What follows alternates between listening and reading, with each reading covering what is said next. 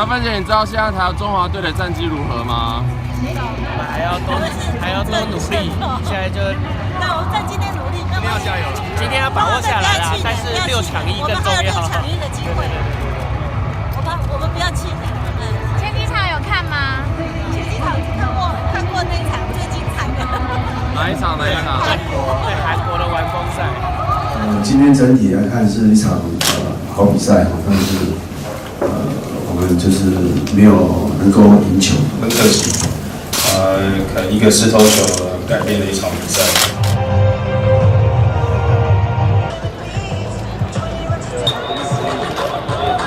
本日は東京ドームご来場誠にありがとうございます。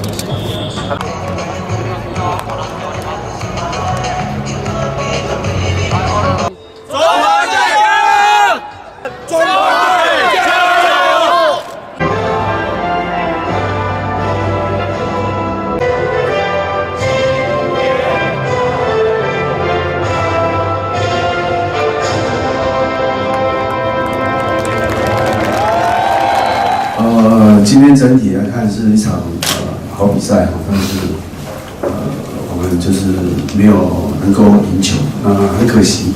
我们的先发投手事实上表现得非常的好，在前面6局完全压制美国队的打者。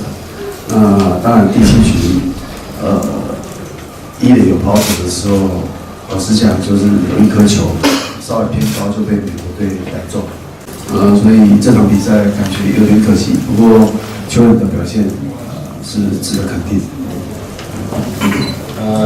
就是一样很可惜。可能一个石头球改变了一场比赛，但是今天大家都很努力去做，然后表现也非常好。但是这就是高层级的比赛就是这样，就是一犯错人家就会逮到，所以希望大家能够继续这个教训。就是他一直抽筋，就是没办法停下来。有时候抛球，有时候捕手就是有时候临时换就是这个变数。就是全场大变数。对啊，那个打者前2次都是3振。仲伟，那在第6局结束之后，第7局要开始之前就决定要让吴成峰继续投下去。那时候80几球嘛，然后有跟他问他说，我假如说继续投，只要还要在最后1局，他说 OK 了。